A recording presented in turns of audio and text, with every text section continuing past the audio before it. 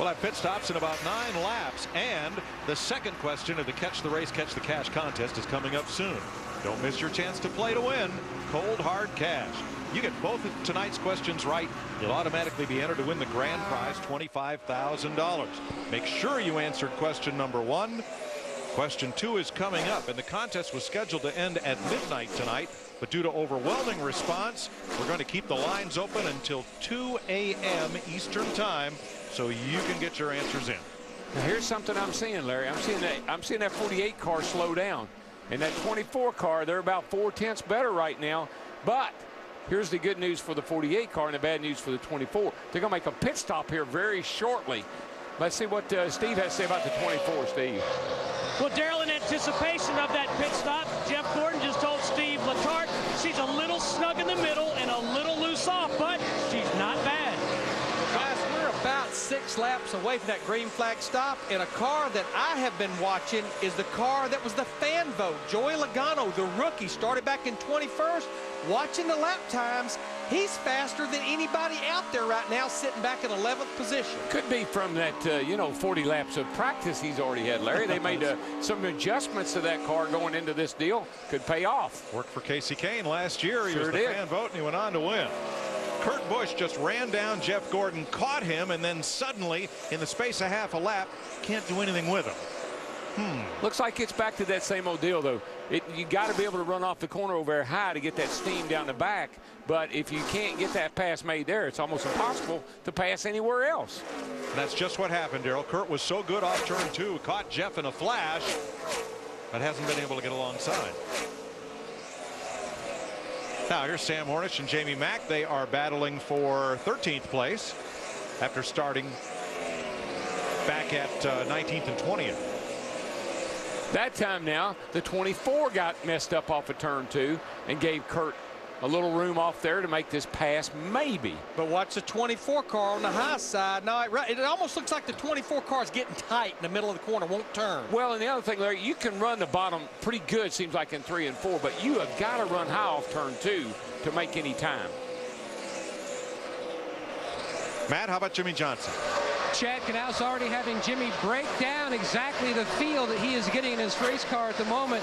Jimmy said that the car much tighter up top than it is in the bottom, which sort of surprised him, but he also said the racetrack is really starting to change. He's noticed it over the past 3 or 4 laps.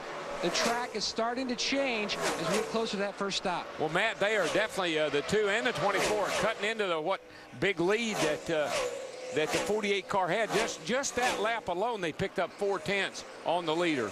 And I'm sure what most of these crew chiefs would love to do is any chassis adjustments, if possible, do it with air pressure. That way you don't bog the stop down with somebody out there changing the track bar or changing wedge. You can make that air pressure adjustment now. Now they've turned the lights on at the entrance to pit road, the pit closed lights. That will be used as the indication to the teams and the drivers as to when pit road is open, just after the conclusion of lap 25, which we are working now.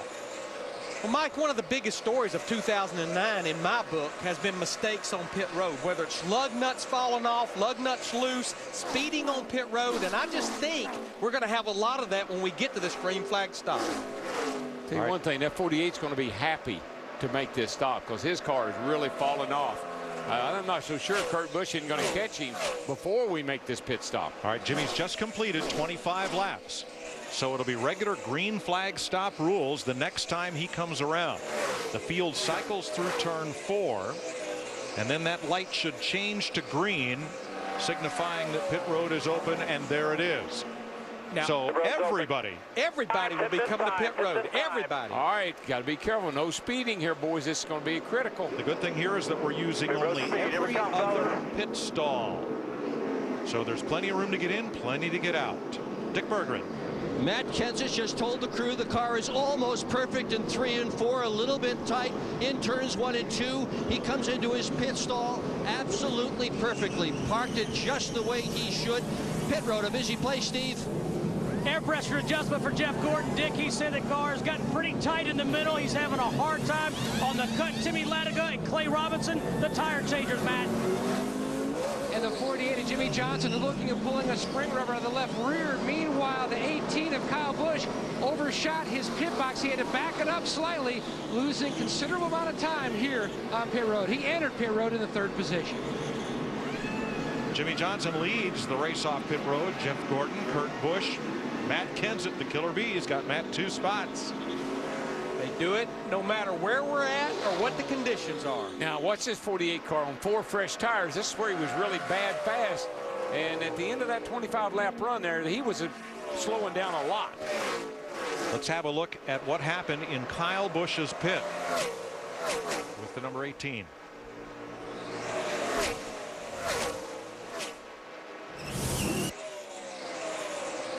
You can see the official. You got to get him back behind that line, which what they did there, the crew did absolutely right, because if they'd have started doing the pit stop, they'd be for a penalty, as we got a battle for second again with Kurt Busch in the 2, Jeff Gordon in the 24. It just seems like, Larry, that the 48 has the perfect setup to me. He's bad fast on 4 fresh tires, then he slows down right near the end of the 25 laps. And what will we have at the end? A short run. And I think they've planned it perfectly. The problem with Kyle Busch on pit road cost him 2 positions. Right now he is trying to catch and pass Mark Martin in the number 5, Steve. And Mike, Mark Martin really likes his race car. He said the car started off a little bit loose, then it neutralized, and then went a little bit snug, just the way they planned it. No changes on that 5 car on that stop. And here's Kyle Busch trying to make up a 2-spot deficit for shooting past his pit stall on pit road. Well, he's accustomed. Last night in the truck race, he had to start in the back about 3 different times. He ended up second last night, but he had a lot of trouble last night too. One other thing these teams have to think about: if rain becomes a factor, this race could be complete at the end of this 50-lap segment, or anytime thereafter if rain puts a damper on things. So we have $2 million breaks in this race, theoretically. If Okay. it should get called at 51 laps, that's $1 million. But if you had to run the whole thing, that's $1 million. that's $1 million. Okay. Now, It just happens to be the same $1 million. You just looked out the windshield of Joey Logano's car, the 20, up there at Tony Stewart. Tony has been in this All-Star race 10 times. It was in the 20 car. He just drove by Logano to get back in the top 10.